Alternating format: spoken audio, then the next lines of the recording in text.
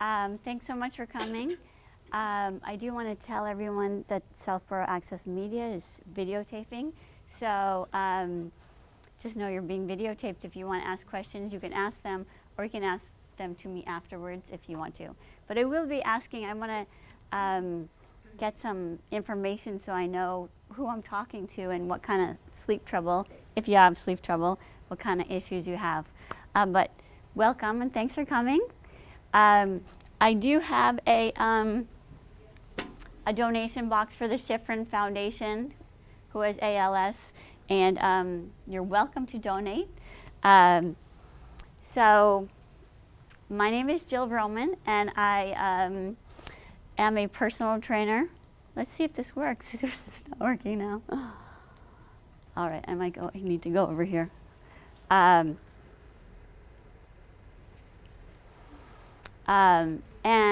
so the lecture is about sleep. Sleep gives us so many functions. They're innumerable. They help with our brain. They help with our bodies. They help with our hormones. They help with anti-aging.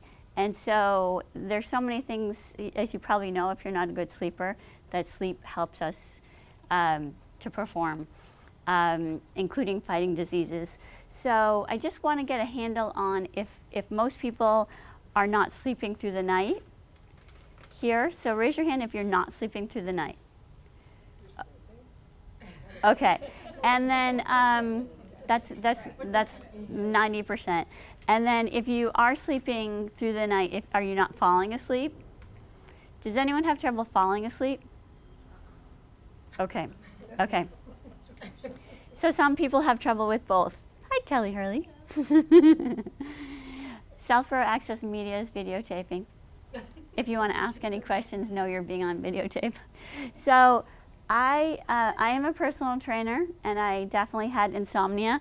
I was sleep deprived. I had a very busy personal training business, and I started playing soccer at nighttime, and then I would have to train people early in the morning.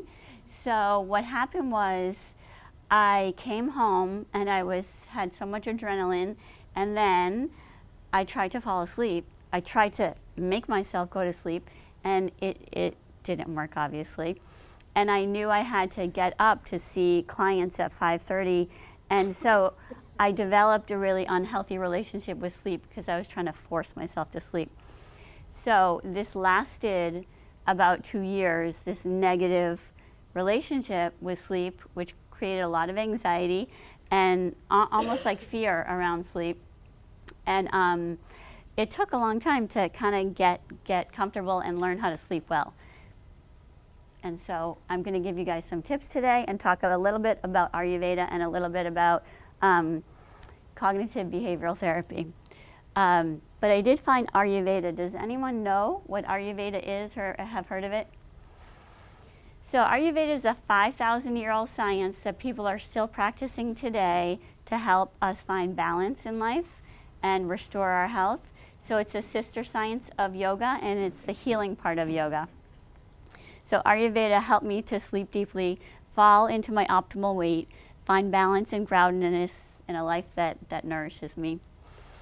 So, so what I'm going to talk about right now is more about Ayurveda, the Ayurveda component. And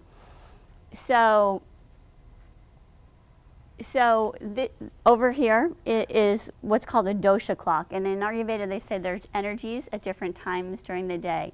So because this is a lecture on sleep, I'm going to talk about the nighttime, the second 12 hours of the day.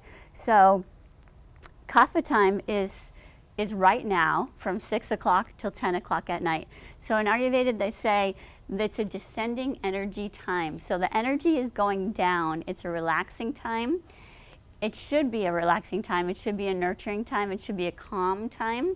It ideally is not the time when you do stressful things, like pay bills, like talk about colleges, like talk about significant issues. It's a time when ideally you're doing connective kind of things or things that you enjoy.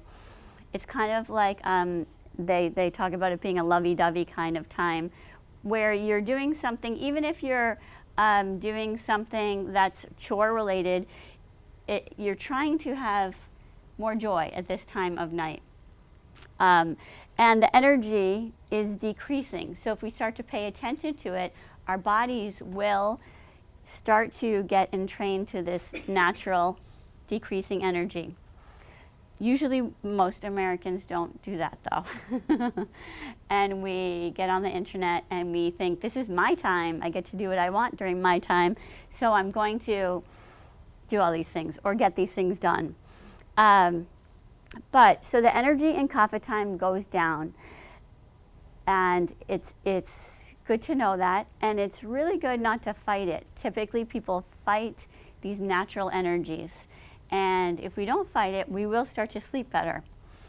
And actually maybe start welcoming these signs of fatigue because they can help us sleep. So I wanted to talk, even though this lecture is about sleep, I wanted to talk a little bit about gut health, because in Ayurveda it's taught me it's all connected: your gut, your sleep, your weight. So melatonin is the hormone that we naturally produce when the sun starts to go down. Melatonin kicks out serotonin. So 80% of the serotonin that we have, which is a relaxing hormone, is made in our gut. 80 to 95% is made in our gut. So it's not made by us, it's made by our probiotics. So if we have a high acid diet, meaning lots of coffee or lots of sugar, it's going to kill. Our probiotics won't stay in our gut. Our gut won't be a healthy gut. So we need to have a healthy gut to sleep well. Supplements can help, but if you're just drinking coffee all the time or have lots of sugar, your probiotics in your gut are gonna leave your body quickly. So in 2017, the Nobel Peace Prize was won by American doctors or American scientists, and it was all about circadian rhythm. They said, with exquisite precision, our inner clock adapts our physiology to the dramatically different phases of the day. So the clock regulates critical functions like behavior, hormones, sleep, body temperature, metabolism, which means weight. So this is really important. It's not like, it's so important. Paying attention to what's happening during the daytime and what's happening at nighttime. And we're diurnal creatures. We should be awake during the day and asleep at night. And I know I'm telling you guys, and everyone is busy and stressed.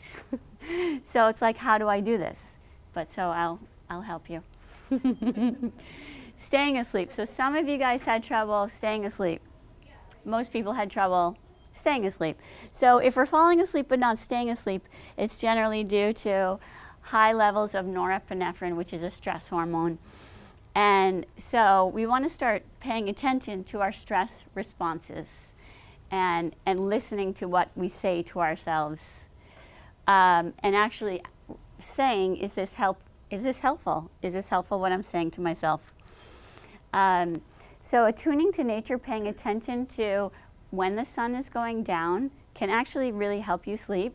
Paying attention to the time of day, looking at the sun, looking at the moon, all these things can actually really help us sleep. And starting to listen to our natural signals of fatigue. So when we have these natural signals of fatigue from 6 to 10 in that kapha time, I really want you guys to start listening and being aware, and go, Braun.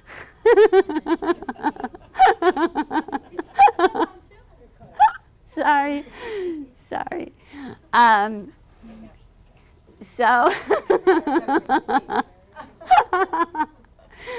Oh, thank you. Okay, so I want you to start paying attention to your signs of fatigue and start welcoming them. And try to stop overriding them. Now, I just want to get a quick handle on what everyone is doing, or a couple of you are doing, if you're okay talking to Access Media, from 6 to 10 o'clock at night. Like, is anyone doing anything relaxing? Or everyone is doing things that are stressful, right? Yeah. And is anyone going to bed before 10? Okay. Before 11? Raise your hand if you're going to bed before 11. Okay. Okay. Right, okay. All right. So blue light helps, does not let melatonin get kicked out. So if you're on a screen, it's going to slow down that sleep process. So being in bed with a computer or an iPad is not conducive to sleep. So in Ayurveda, they say that sleep before 12 is worth double. So sleep is more potent from 10 to 12, and it's during these highly potent and restorative times that our body can actually heal itself. So I want you to think about this. If sleep before 10 is worth double, from 10 to 12 is worth double, that, and you can start getting to bed a little bit earlier. If you can fall asleep when there's a descending energy, like that kapha time, you're gonna get a more grounded sleep. But what happens is, pitta time is the next time in the clock, which is from 10 to 2. And this is a time when our bodies, we have all these digestive processes that are supposed to happen at nighttime, and ideally they happen on an empty stomach, or very, very light food in your belly. So ideally we're not eating late at nighttime or heavy at nighttime. And that's a different lecture. But so from 10 to 2, hormones, enzymes, and cleaning house all take place in your gut. That really helps our body to be healthy.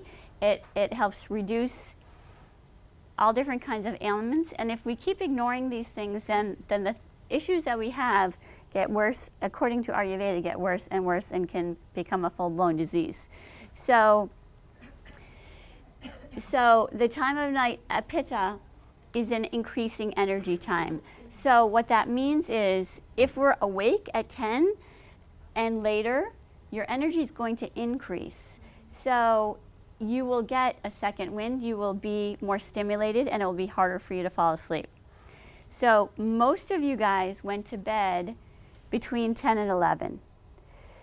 So I want you to think, maybe we just take the clock back 15 minutes and start inching the clock back a tiny bit.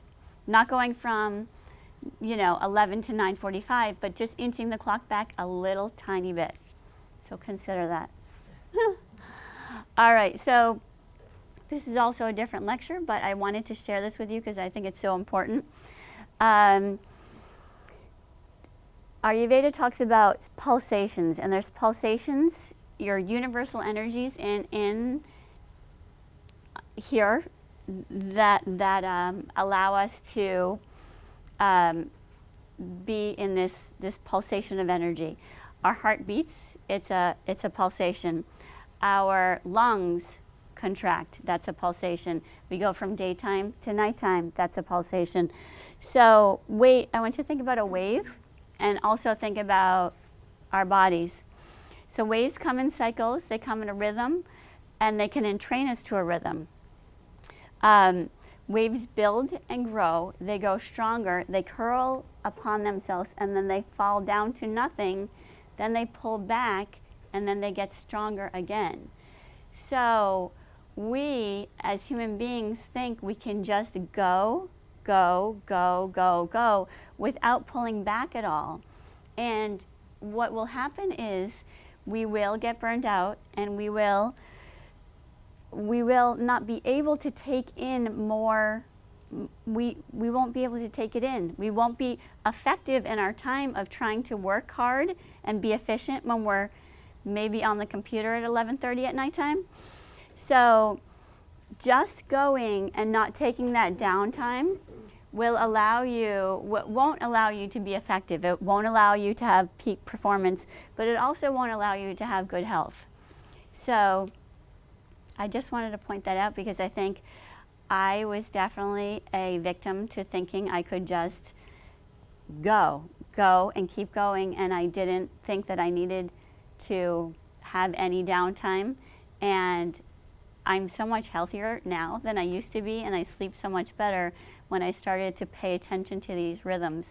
I actually started doing Ayurveda for my clients because I thought that my clients needed it. I didn't think I needed it, but I actually am so much healthier now because I do what I'm telling my clients to do, which is kind of astounding because I thought, I don't need this. The sleep, I compartmentalized all my issues as like, well, I'm just a bad sleeper, or I just have GI issues. So I think this is very important. We need to have this time of pulling back in order to get stronger and reach our peak performance. It's like the basketball coach that says, get down to get up. You need to sit, you need to get the femur and the pelvis back, go low to get high. Root to rise is what they say in yoga, and it's the same thing with the wave, and it's the same thing with us. So we need that balance in order to be healthy. This is typically what most Americans do.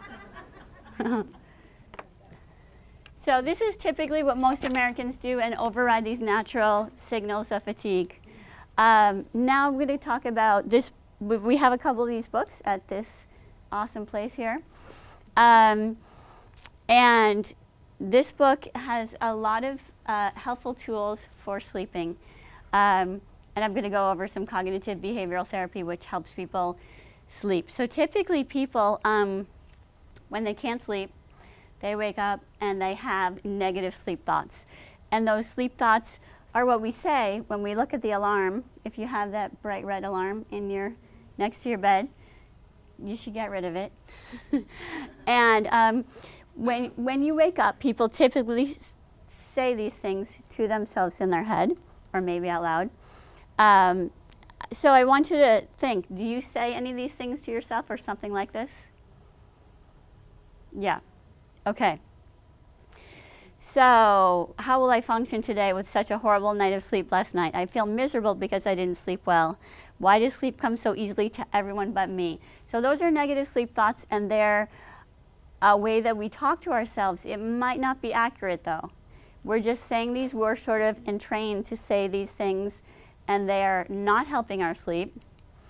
So this is the typical sleep progression, thought progression at nighttime. I don't think I can fall back asleep. I can't fall back asleep without a sleeping pill. This is going to be another horrible night of sleep. My insomnia is getting worse. I need more sleep. Oh no, I'm awake. So this sleep thought pattern turns on your nervous system, and it's like a gas pedal in the car. It floods your body with hormones that can keep you awake for hours. If you're saying these things, which are increasing, your stress response. So it's not what we want to do.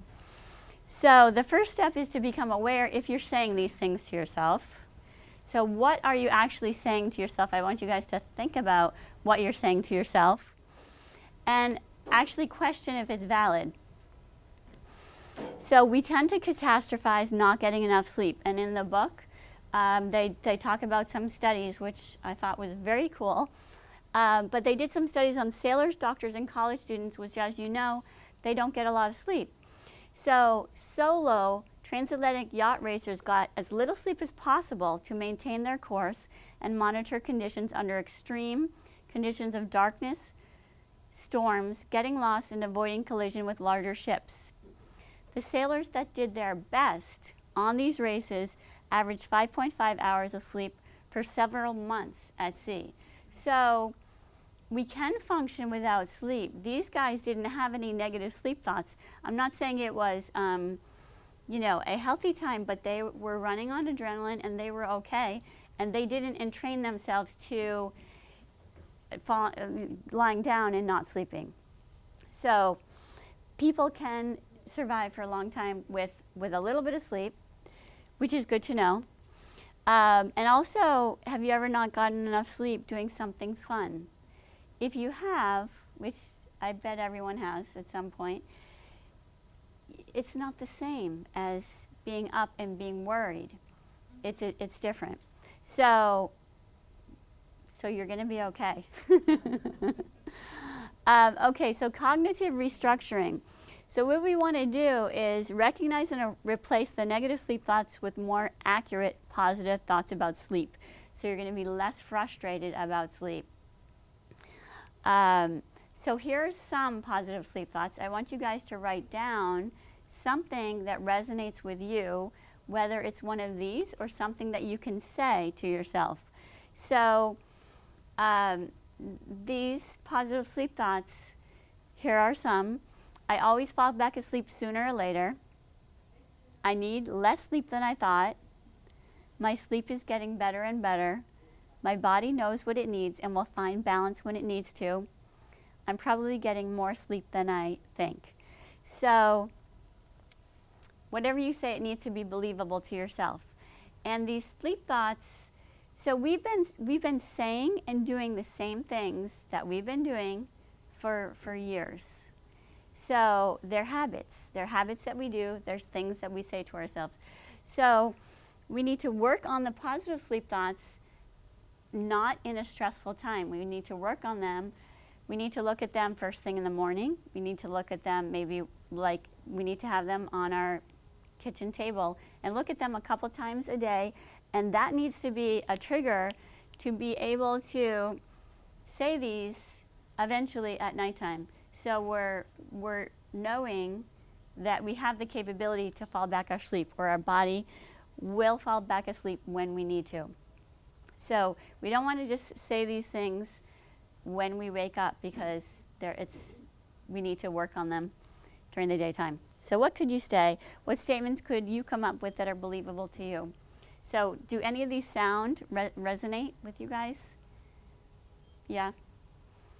You can use any of these, or you can make up your own. So recognizing negative sleep thoughts.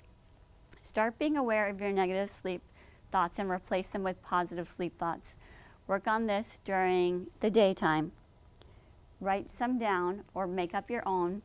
Keep it by your bedside table. I think that 30 minutes before we fall asleep and 30 minutes right after we wake up, when we're still sort of groggy, is a time when our brain is very receptive to change. It's called liminal time, and we can really change our neural pathways at this time when we start writing and reading these statements 30 minutes before bed and 30 minutes upon arising. And that can really help you to get new thoughts about anything into your brain. You can learn things a lot quicker when you take in information at these times and rewire your brain. So this is my bedtime ritual, and I'm just sharing this because I did have lots of trouble with sleep. So I do have the tendency to think I can burn the candle on both ends, and I definitely find that when I do that, I don't sleep as well. So I try to not be on the computer as much as possible, from 6 till 10. And that's not always possible, for sure. Especially, I'm teaching a class, I'm taking classes, I have kids. But I try to kick it back. For the last 3 nights in a row, it wasn't happening. It didn't happen, but that's okay. I also make sure I try most of the time to get in bed before 10, because now I can fall asleep and I can stay asleep. And I know I really feel like it's interesting, the descending energy, and so it's helpful. You're going to get a more grounded sleep if you get to bed earlier. And with Ayurveda saying your sleep is double from 10 to 12, so even if I do wake up at 3 in the morning and I'm awake for a little bit, I'm more calm because I know I've had more restorative sleep at the earlier part of the night, which is more potent sleep. So what I do is I get ready for bed, wash up, and then I'm in my bedroom and I sit on a towel and I put on grounding essential oils on my feet and maybe my whole body. And this is a part of Ayurveda. It's a very loving nurturing process, but if you've never done it before, you don't have to use oil and you don't have to use essential oils. I find that essential oils, the certain kinds, are very grounding. And your feet are like a roadmap to your whole body, so certain places can work on different parts of your body. So I sit up tall in bed after I do that process, and that process doesn't have to be long. It literally can take me a minute to 3 minutes. I usually try to do one day on the weekend that's a little bit longer, so I'm calm and grounded. I feel like everyone these days is so rushed and so hurried, and we don't take time for ourselves at all, and that's why we're sort of all over the place and not sleeping well. So I sit up tall in bed, I close my eyes, and I process my day. In Ayurveda, digestion is very important for your health, but it's not just our physical digestion, it's our mental digestion as well. So it's processing things and letting them go. I do this for 1 to 3 minutes. Then I write down anything on a notepad that I need to remember for the next day. I give gratitude for the very small but significant things that happen. And then I do a 1-minute yoga nidra practice in bed. So yoga nidra is, if you Google yoga nidra, there will be many videos that you can look at, and you can just do 2 minutes of yoga in bed. And it's a seated practice or a lying down practice that so you're down, you're not up and floating, you're down and you're deep breathing, and you hold the pose for generally 3 minutes or something like that. So my eyes are still closed, then I shut off the lights and lie down. So I'm just sharing this with you because all of this is very grounding, and what happens right now is generally we're all so busy that we don't have this groundedness, and so we don't get good sleep. Oh. Let's see. There's my baby. Okay. So that was my bedtime ritual. So Kaizen. So I want you to think about one tiny little thing that we can do to make things more doable. So I know I've told you guys this. I know some of the people here, I know what they're doing at nighttime. And it's stressful. So is there one thing that we can do to have a takeaway that's an action step that you could use from this talk that would help you? Maybe just, I don't want you to think 100%. I want you to think small steps. Baby steps help you make changes in the right direction. If you think I need to be in bed at 10 and you're going to bed at 11:30 or 12, that's not going to work. But maybe 3 nights a week you can kick back the clock 15 minutes. Something as simple as that. When we take baby steps, it leads to a different person the next day. Every time you take a little positive change, you're making improvements. And I want you guys to think about a year, not just sleep for tonight, but over time, how can I improve my sleep? So just micro steps, micro habit changes can help. It doesn't have to be, setting the clock back to 10, because that's not going to work. I know it's not going to work for all of you guys. And then you guys will be sleeping like babies. I do teach an online training class on Ayurveda, which is the habits of the yogis. So I mentor people that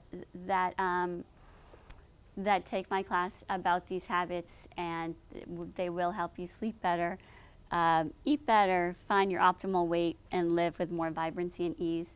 I do have a class coming up soon, and if anyone wants to talk to me about it, I can get in touch with you with the information on that you've left. But does anyone have any questions on the talk or sleep in particular? I have a question. Yes. Does this affect you at any point of your life, or does it get more difficult, of course, as you get older? One of my children has insomnia like I do, and so, I'm just wondering if it can help. both of us. So. Yeah. As we age, we tend to get less deep sleep. That's why older people have cat naps all the time and fall asleep. So we have a lighter stage of sleep as we age.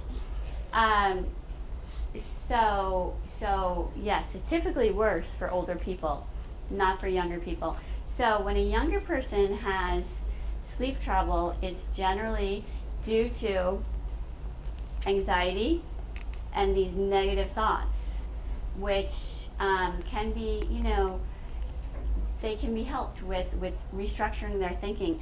And that book, I've given it to teenagers. Because the book that I recommended that's here at the library, it's like a workbook. So it will help people with sleep if you do what it says to do. But yes, at night, as we age, sleep tends to get lighter. It's related to hormones too, right? It's related to hormones, yeah. Yeah. And I had talked about the gut cleaning house at nighttime. So ideally, we want to eat our dinner. Ideally, we want to eat our dinner when it's not late, when it's earlier, like being done by. I feel like the part that kills me. But especially by 8. What time? We want to. So we don't want to eat heavy and late at nighttime. We want to eat. You will start sleeping better if you're eating earlier and lighter. And then it's a totally different way of going to bed. If you've always gone to bed with a full belly, which a lot of Americans do, like, fill up on something before you go to bed. So it's a new sort of thought process about going to bed when you feel empty and light, but you will sleep much better. You will feel better in the morning. People who eat heavy and late at night tend to gain weight, tend to be overwhelmed, and tend to sleep poorly. So ideally, you want to have 3 hours before you go to bed that there's nothing in your belly. And it's a big shift. It's a big shift for people. If you do have anxiety or run that way as opposed to depression or then you could have, there's something called golden milk. If you Google golden milk, it's a drink, a warm drink that has some honey and turmeric and like a nut milk or a cow's milk, and you can warm it up and have that if you feel like you want to have something before bed, because that will help you sleep, but it won't be overwhelming your GI system. More questions? What's Kara? your thought on melatonin? So that's a good question. I love my strawberry dissolves. Okay, so there's a really great doctor. His name is John Douillard, and he lives in Colorado. He really believes in Ayurvedic and Western medicine. So he says that he's an Ayurvedic practitioner. He's also a doctor. He says that if you give your body, our bodies produce melatonin. If you give your body a hormone that it's already making, you know what's going to happen? Your body's going to get really, really comfortable being like, I don't need to do this anymore. She's taking this. So it really throws off our body. So he does have supplements, but the supplements, most melatonin supplements that are on the market here are way too high, he would say. So it's just really interesting to know that if we're giving our body a supplement that we naturally make, it's going to stop producing it on its own. So if you've been taking it or you give it to your kids, because a lot of people do because they think that's healthier, and it is healthier than a sleeping pill, but you're gonna become reliant on it, and then it's gonna mess your body up because you're not gonna be on it I think you shouldn't be on it for the rest of your life. So it's gonna, it's good to cut back. And it's good to go on a very, very low dose if you feel like you need it. What John Juilliard would say is be on it for a time frame and then wean off of it. And I know it kind of sounds crazy to be paying attention to the sun when the sun comes up and when the sun goes down and when the moon comes up, but we have really lost our that we're a part of nature, and it does help us, and we should be starting to wind down when it's dark out. We don't need it. We're diurnal. Our eyes don't work well at nighttime. We can't see well at nighttime. We should be winding down and then having sleep at nighttime. So, yes. It's for my daughter literally takes it every night. Yeah. Get rid of your kids. Jill, can you talk about, you talked about good eating habits in the evening. Yes. Or lack of eating in the evening. Yes. Can you talk about, you and I talked a while back about kind of what your eating should look like starting when you get up in the morning? Yeah. In terms of schedule. Sure. Okay, so I'm going to go see if I can go back to a slide. Because, so the Ayurveda, the dosha clock, I'm going to go back to this clock if I can. I will. I might need to do it manually. So, okay, where are we here? It's 10 o'clock.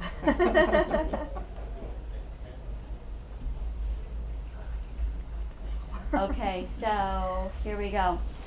All right, so this is the dosha clock, and it runs twice a day. So in Ayurveda, I'm going to tell you what they say. Now, this is a 5,000-year-old science that people are still practicing today because it is so hard to have balance. And this is why people are trying to find balance, and people still practice it today. So ideally we're getting up right before the sun rises, but just before the sun rises. And so I don't, if anyone wants to leave, they can leave. Because this, I'll talk about this, but and this is very related to your whole health. But so Ayurveda has wisdom about digestion. It's all about digestion. And I actually, as a personal trainer, didn't do this for 20 years in my practice because Western medicine doesn't follow this and doesn't agree. A lot of it doesn't agree with Ayurveda, but it worked for me, and all of the people that I know who do it have gotten rid of like leaky gut and GI issues. So I highly recommend just looking into it if you're interested. But so Ayurveda says so there's different doshas, different body types. Like you might not be the same as everyone else here. So that comes into play too, and that's more specific. But in general, we should be not eating first thing in the morning. We should have at least a 13-hour break for our GI system of no eating. So a break for our gut means 13 hours or more. So intermittent fasting, which is popular now, this is similar to intermittent fasting. And you could do more than 13 hours, from 13 to 16 hours. And then we, in Ayurveda, that pulsation that I was talking about says we want to eat only when we're really hungry, and we don't want to snack. And we want to eat our main meal between 10 and 2 when our digestive fire is really high. So that's during that red part of pitta time in the middle of the day. So that's when our biggest meal should be, because our digestive fire is very strong at that time. And at nighttime, we do want to eat again, but we want it to be lighter and easy to digest. which is a big switch for most Americans as we've gone, to this technical age, and people usually use food as comfort and have heavier meals at nighttime, or want to celebrate or relax over the weekend and have a treat. So if I had to break it down, I'd say try to wait 13 hours before you eat in the morning. So you're really hungry. You want to pay attention to your hunger and avoid snacking. In Ayurveda, you drink warm water throughout the day, not cold water, warm water. That helps your digestive fire. Your main meal should be between 10 and 2, or a heavier meal should be between 10 and 2.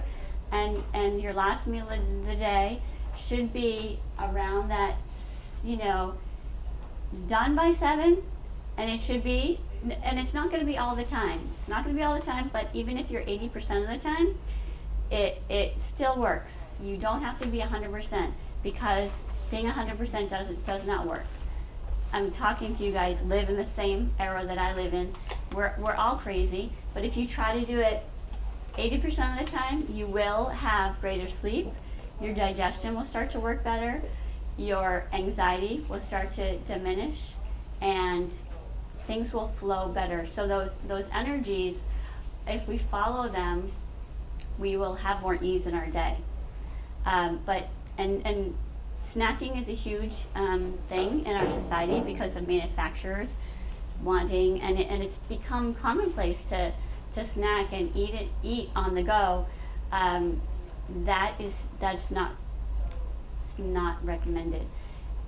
So in Ayurveda they would say that if you think about making rice, and you pour in some rice into the water and it's boiling, and you wait 15 minutes and then you pour in some more, and you wait some time and then you pour in some more. That's like what's happening when you're digesting, and it turns into a big gloppy mess.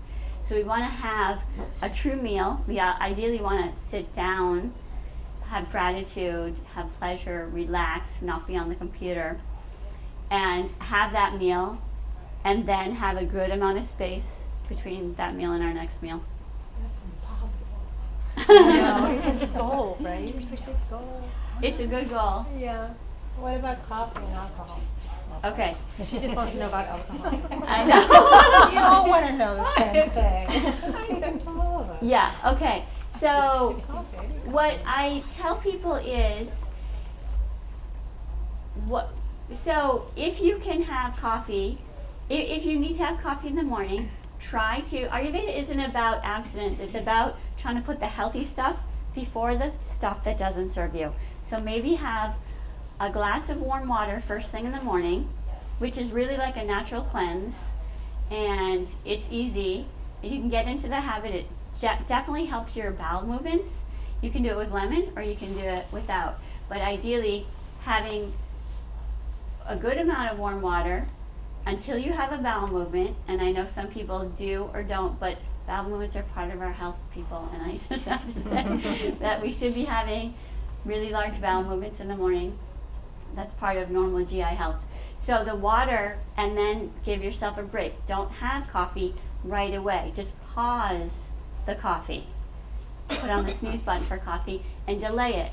And the same thing for wine. I have been teaching my classes and doing this stuff, and I'm married to a food and wine guy, and so I do still partake in some of those things, but I do it less because my body's more sensitive to everything now. So I just do it less. But you can still do it. I just want to encourage all of you guys to do the healthier stuff first. Just do the healthier stuff first. Or more.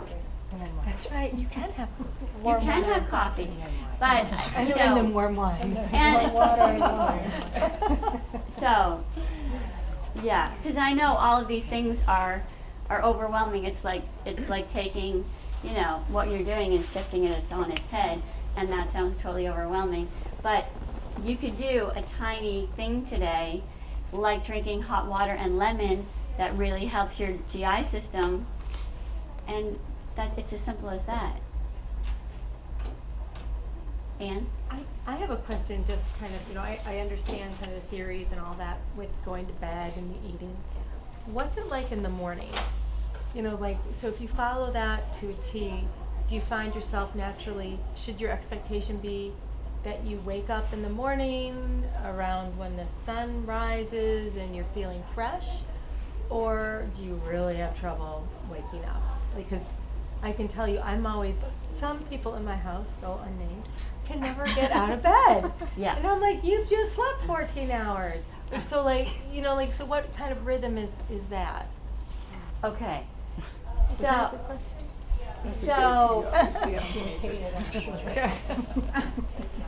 So are you talking about like teenagers? No. Okay. Okay, so John.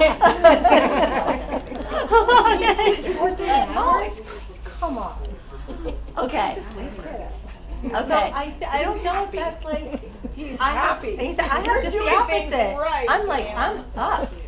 Yeah. You know what I mean? And that's my rhythm. So do people have different rhythms that Yes. fit into this? Maybe that's a better question. Well, yeah, and so there's people have different doshas, and what that means is we have different makeups. We're all different makeups, and that does skew things a little bit. And some people are very good sleepers. They also tend to be people that are hard to get moving, and they get kind of like it's a like they're on a barge, and they are a barge. They go in one direction very slowly. So, and then there's different types of personalities, and so if you're in a family and everyone is totally different, it can be hard, because I live with like Yeah, you don't have a choice.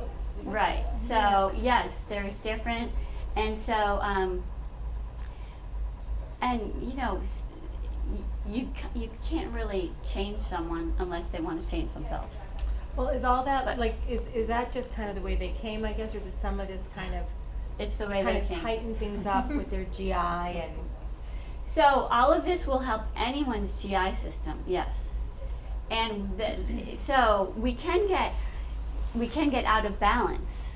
So when someone's out of balance and they're that nature, then they could sleep all day because they're out of balance, and that's their tendency to be more slow and more sluggish, gain weight easier, and all those things.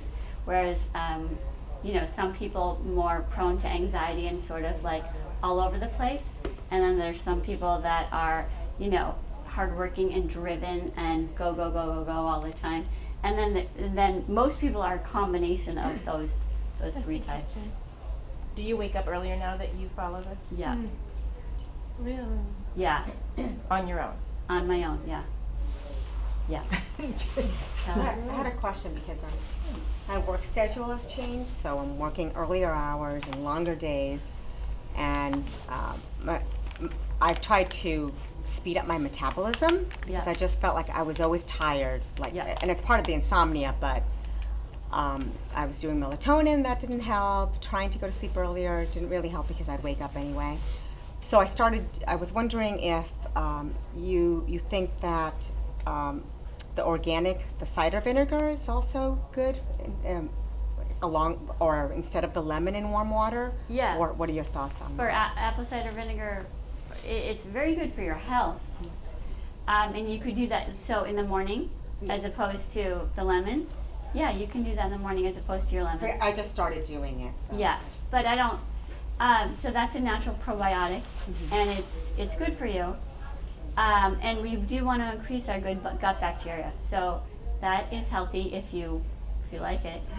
Well, I forced myself to like it. Yeah. And then I have the turmeric and honey afterwards, like a little. Yes. So you have a turmeric supplement? No, just turmeric. Oh, you put okay. turmeric Oh, good. with raw honey. Yep. Okay, good. Yes. So that is it. Do you guys have any more questions at all? Yes, go ahead. Yeah. Could you show that book again? Yes. Yeah. Please. It is a great book. And they do have it here. I think they have a couple here. Oh, hold on one second. Work to do. I think we should talk about it over wine and coffee now. Wine and coffee. Before 10, right? Before 10.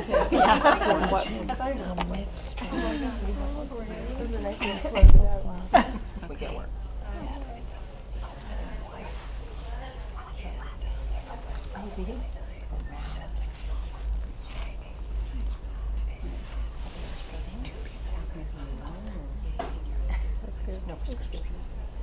Okay, so Say Goodnight to Insomnia by Greg Jacobs.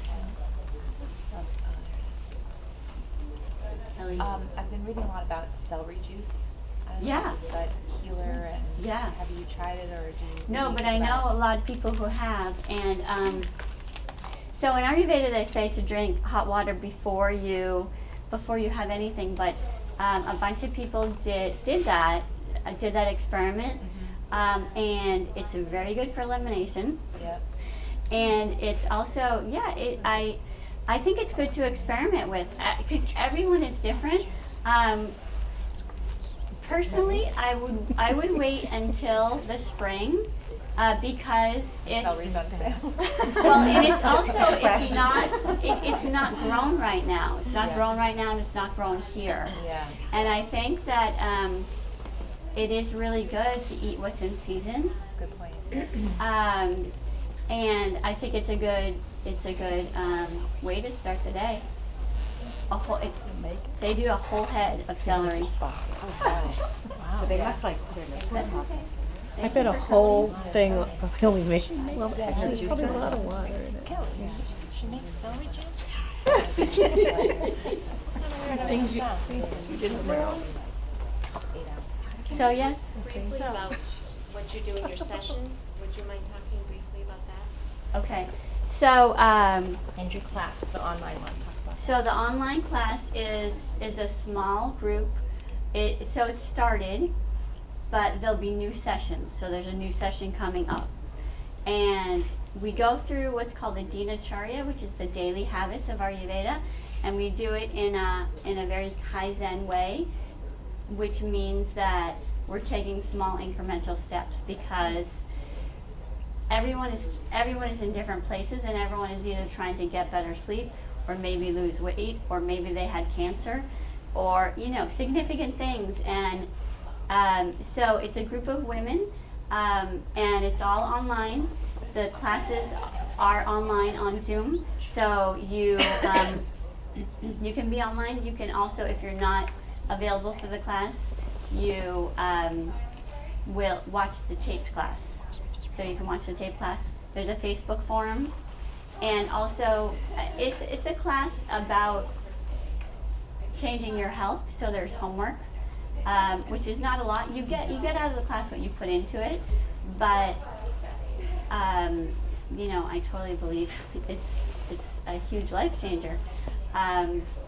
And there's 12-week cycles, but what I really want is for people to do, there's 3 in a year, and what ideally I want people to do is 3 12-week cycles, because you're going to miss some of the classes, and you're not going to be there, or someone's going to break a leg, or someone's going to, you're going to be on vacation. And the first round is kind of like learning the habits. The second round is getting some traction and like growing a little bit, and then the third round is really automating the habits, so they become, like, you wake up in the morning, you do your routine. So that's what it is about, and I can have phone calls with anyone who is interested. It's a sort of an interview process, because the class has to be right for you, and you have to be right for the class. It has to be a good fit,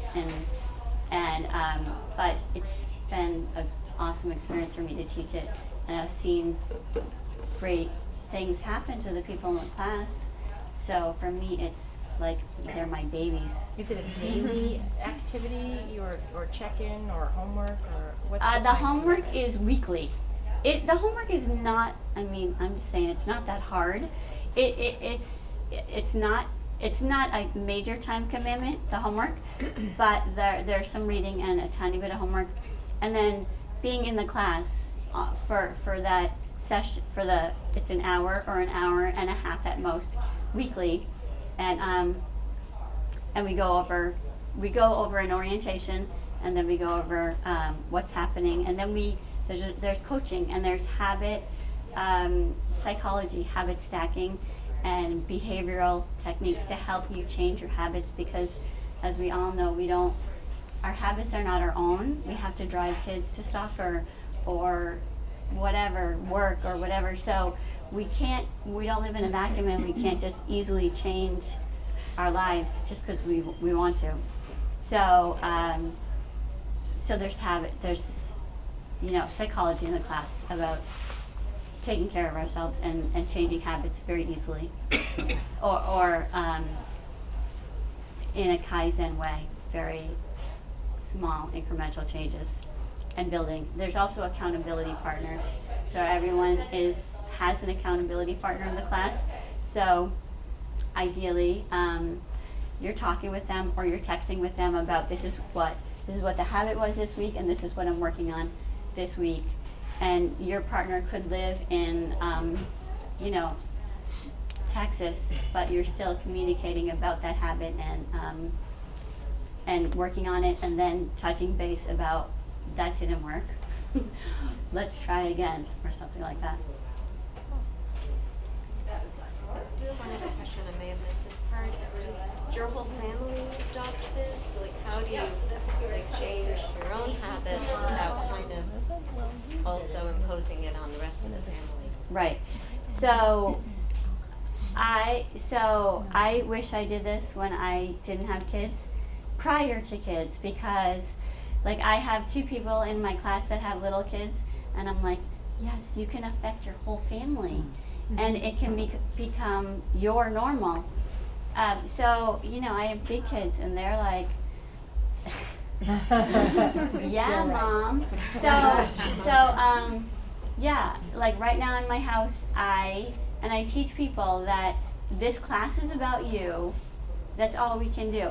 And then what happens is people, depending on who, the lady over here is in my class, and she's having her daughters are sort of starting to experiment with the stuff that she's doing. Not because she's pushing it, but because she's doing it and getting some benefit. So I think that's the best approach, is to, when you have older kids, not to push it. And unfortunately, a lot of people here, we don't have little kids, and so we can't be influencing those people. But I also have people in my class that are grandparents, and so they can start teaching their habits to their adult children, who could teach it to their the babies. But yes, I don't think that you can push it. You can't push it on teenagers or husbands, really, if they're not open to it. I do have people in my class that the husbands are very open. The husband and her 6-year-old is very into it. They want to do it.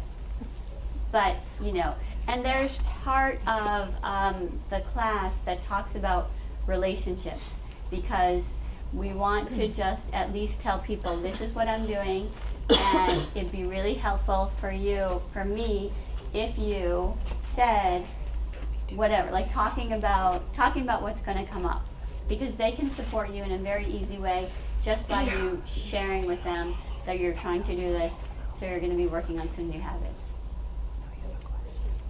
But yeah, we have to cook twice, like do meals different for you and then them? In my house, yes. But, it depends. I mean, it depends. I tend to eat much healthier than everyone else in my family, because I want to. So I always have a bunch of healthy food around for me, and then everyone else eats the same things. So it's like 3 meals in 1 meal. And I tend to eat like a soup that's going to last a few days, or something like that. Like these things that will last. It's easy. Sounds real piece of cake. Babies. Baby steps, yes, Oh. yes. Have your hot water tomorrow morning. I shall. Good. Definitely will. Why does it have to be hot? Yeah. 'Cause I Is it hot or warm? usually have a big glass of cold water Yeah, when I I wake think up. Okay, cold water. so I feel like I'm in someone's living room. I could just sit down and. It's the couches. Yeah. So, in Ayurveda, your digestion is called Agni or Ignite. And so they talk about a digestive fire. And so cold water and ice cold water is like pouring water on that fire. So if you have, Nice. if you That's what I've been have, doing. so Start off the day. That's my Putting the flame problem. out. putting the flame out. I know. why So I have a gut. if you have So cold sexy, water, Kelly. it's hard on your body to digest food, especially if you're having it with your meal. So if you don't, so consider having just room temperature water. So I have some clients and they can't handle having hot water. So I'm like, just have less ice. Like, let's just go in the direction, and maybe in 5 years I'll be having hot water. Because we can't change, well, I'm not asking you for major changes, I'm asking for tiny changes. But maybe, you could try it, and if it doesn't work for you, like, so I work with a teacher, and ideally we're having a lot of hot water in the morning to have like a natural cleanse, like an elimination. And it's great for your body, and it will start the day, really, really well. But some people leave for work really early, and they need to have their breakfast in the morning before they go. So I work with a teacher. She can't have tons of water because then she will not eat her breakfast, and then she'll be in a classroom, so she won't have time. So she has one glass of water in the morning that's hot, then she walks her dog, then she comes back, then she has her breakfast, and then she has a little bit of sips of hot water throughout the day. So yeah, the hot water could be just room temperature, but ideally it's not freezing cold or it's not filled with ice. And what I want you guys to start thinking about is just, Ayurveda tells us like we all have inner wisdom, our bodies have wisdom. Start paying attention to that, and it will give you signals like being fatigued. If you're fatigued, you know what it means? It's not time for coffee or the internet or stuff like that. And I know sometimes we need to do things on the computer, but maybe just maybe just pulling it back a tiny bit. But paying attention to the signals that your body's giving you, because we're all different. And but yes, in Ayurveda they'd say hot water is really good for your digestive fire, and not drinking when you're eating. If you think of when you're eating and having your belly, say your belly's here, 3/4 of it should be food, 3/4 of it should be space, and 3/4 of it should be warm water. So we don't want to fill our body up completely with food, and we want warm water with our meal to help increase our digestive fire. Where I work, sometimes there's a really mean boss, and she doesn't let us have hot water. She says, no hot water near the children. She does not let me. She makes us leave it in We the have to kitchen. stand outside, and then I get Yeah. cold, and then the hot water gets cold. And then when you go to get the hot water, she says, get back in your class. It's so not true. And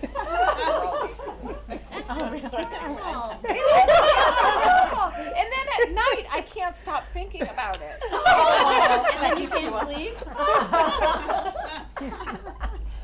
No, but that was, I was going to make one comment, and it was the slide when we think about what we're saying to ourselves Yes. when we wake up. Yes. And that is something that I've really tried to work on when I wake up wide awake in the middle of the night and I'm panicked and I'm looking at the clock and going, oh my gosh, 2 more hours. I have to sleep more. Okay. I'm not going to be able to function. And I feel like when I talk nicely to myself and I encourage myself and I say, oh, I know I'm going to fall asleep quickly and it's okay, and just, or something that, this is crazy, but when I was really young and my sister had insomnia in high school, my mother used to say, you know what, resting is just as good as sleeping.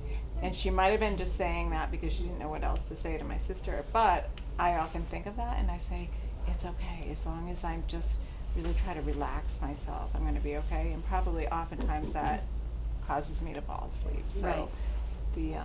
I like that, anything like coming to something like this to remind ourselves about we might grab things that we haven't heard before.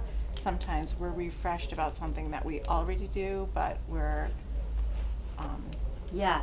So I definitely had major anxiety about sleep, and I did really work with that book, and I had a mantra, and it started with a mantra like, my body always falls back to sleep eventually. But something really simple. So, but in training your body to start doing this, like when you're not stressed, and even like, so often, I mean, I brought up the sailors, doctors, lawyers, because we catastrophize not getting enough sleep, like, oh my God, I'm gonna die tomorrow because I didn't get enough sleep. And that creates fear and anxiety, which is gonna stop your sleeping. So, saying resting is just as good. Because there's a light stage of sleep where we're just sort of in and out, and that's a good sleep. I mean, you're getting sleep. So, but anything that resonates with you is really good. I got rid of a lot of people in my class that are taking my class. We don't have the bright clock next to the bed anymore, and also a lot of people put their phone to bed at nighttime. Like, take your phone and put it to bed, and not have it in your room. And then your kids go away to college. But you have kids in college, and Yeah. It has to be people, I know people say that, and I know it's true, but I need it there. But They if you text need an you at alarm, 3 in the morning or phone call calls in the you. middle of the night. you're not going to be able to. It's not like you'll be able to do some life-saving thing for them. You never right? know. If No. they'll Actually, I can- right, Yeah, I there'll was be gonna say, you never know. EMS where they are. So. Talk about that one. But don't you think that's true when your kids go away? I start- no, I don't know. No? Sorry, I don't know. My favorite quote is, "Has anyone seen my phone? I never know where it is." So, no. I have a question back to the hot water. What Yeah. about like caffeine-free herbal teas? Where do those come in? Like, is that a good thing or a bad thing? First thing in the morning, or just in general? I guess either. Like, well, I guess not first thing in the morning then, because we want to have our Right. water. But Right. like, how do they play during the day in place of warm water? Great. They're fine. Totally And why fine. couldn't they replace the warm water? Well,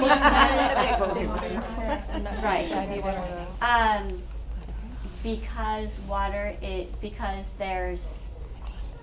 we just want to have water in the morning, or lemon water, and no, there's herbs in it, and we just want to have a flush. And sometimes herbs stimulate hormones, and so water is best definitely first thing in the morning, and then you can have some teas that you like. That might be, sleepy time tea, or different kinds of teas like turmeric or so yeah, they'd be fine. But in the morning,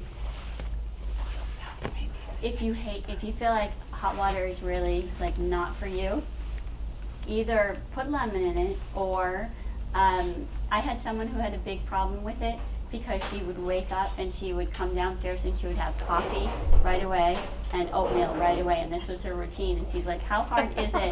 How hard is it just to have a glass of hot water in the morning? And she couldn't do it because it was this pattern, and that's what the class is about. We have patterns, and at 5 o'clock we want to have that glass of wine or whatever it is. And so she put a cup as a trigger in her bathroom, because she was going to be in her bathroom before she was going to go downstairs to the kitchen. And so she did it up in her bathroom. You don't have to have a ton. We're just trying to create a new pattern. And then over time, in 6 months, you'll probably be having a lot more of it. Chella? You mentioned wine. What are your thoughts on, like a glass of wine affecting your sleep? Yeah. You know, having it like every other night or something like that with dinner or after dinner to relax. Yeah. But do you think that interferes? So, I do think it interferes with sleep a little bit, yeah.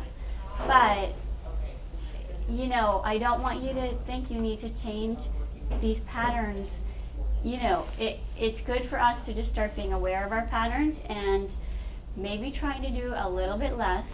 I do think it affects sleep, but Do there's you a have it lot in the of morning instead? Yeah, have it. Well, we used it to half a glass of wine every other day. Great idea. Have it maybe a Warm little bit weather at less, or if you're having it 7 days a week, maybe have it, you know, decrease it a little bit or delay it a little bit. Sometimes I feel like having it, you know, if your abstinence is going to make you want it more, and when you start doing healthy things, they say in Ayurveda the things that don't serve you start to fall away.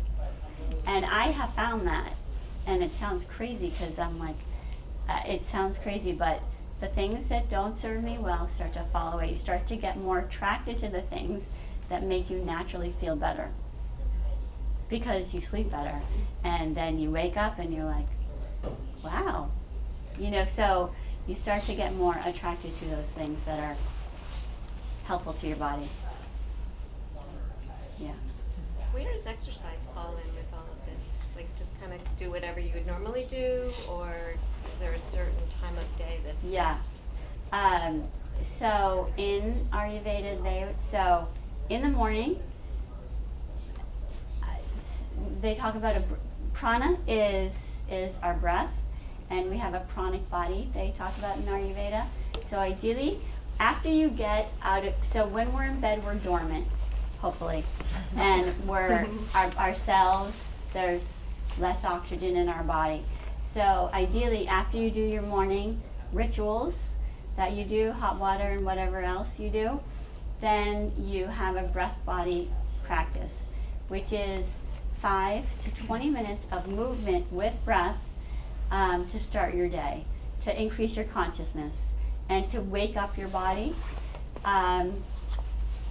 So that doesn't have to be your workout, but it's a really healthy way to start your day, and it increases your awareness, and it helps you it increases your intelligence and helps you make better choices.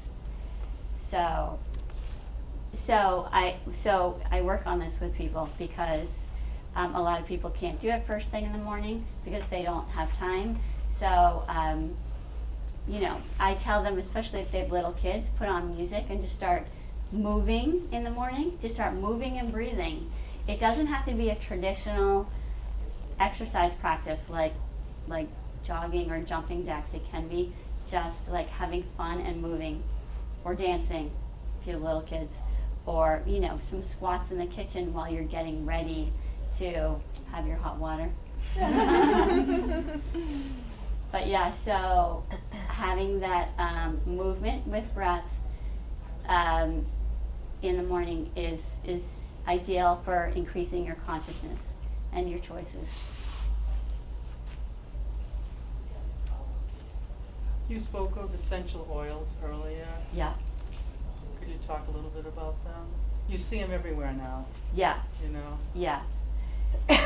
They are everywhere, and I will say that if you pay more for an essential oil, it's going to be a lot better essential oil. Like I have bought some from doTERRA, and then, which is a good company, and then I bought some from and Anne I think sells some. They're more expensive if they are good, but there's a big difference between buying them at TJ Maxx on sale and then the good companies. Right. And you can, if you compare, you can really tell the difference. So yeah, essential oils, I do that on my feet before I go to bed and on my temples and the back of my neck for a grounding essential oil. So I use a carrier oil. I tend to get really cold in this season. Sesame oil is a warming oil, and it's very grounding and very nourishing to your body. You can get it at a health food store. You don't want toasted sesame oil. Coconut oil is the opposite of sesame oil, so it will cool you off if you tend to be hot and get hot at nighttime. So you use a carrier oil and just do a tiny bit on the bottom of your feet. And Carrier oil you put on first, is that correct? Yep. Mm-hmm. Okay. And how do you put it on? Do you just, I have a few, like a roller ball, mist, or like, how do you? I have like just the bottles. So I use the carrier oil, and then I just put a drop or two, and then I put it in my hands, and then I start with my feet. And if you've never done it before, I would just do your feet and like your temples and the back of your neck, and put on socks because the oil will get places. But your feet are a breakdown of everything, and it's gonna really soothe you. Cedarwood oil is very grounding, but again, like everyone is kind of different, and different smells are good for certain people. Lavender, and then there's definitely like scents that wake you up, like lemon and peppermint. There's also like oregano, which tends to be good for healing, like not getting sick. There's oils that are good for digestion. So there are a ton of oils. What are the relaxing ones besides lavender? Vetiver, cedarwood. What about frankincense? Frankincense is a great oil. I don't know if it's relaxing. I think it has like many, many benefits for health. Yeah.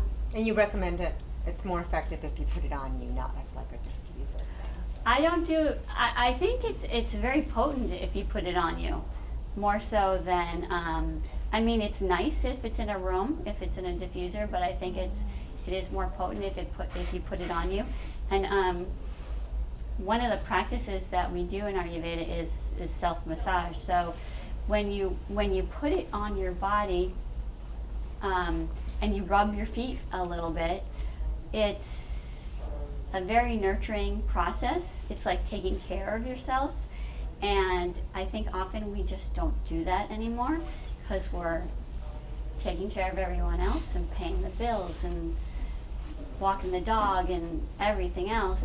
And so it's a time that you nurture yourself. And I used to be highly critical of myself all the time, and self-massage totally changed that relationship with myself when I started doing it. And I lost that high criticism of myself. And I believe it was that practice. I've been doing Ayurveda now, and everything sort of shifts, but my outlook is so different. Kind of crazy. Really.